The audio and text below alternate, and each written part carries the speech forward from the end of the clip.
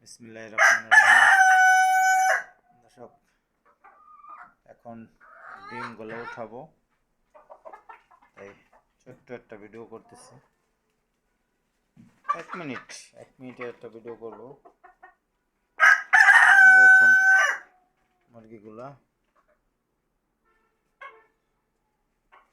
এই যে আমার ডিমগুলা দেখেন, এই যে ডিমগুলা, এখানে 10 পিস ডিম আছে। 1 2 3 4 5 6 7 8 9 10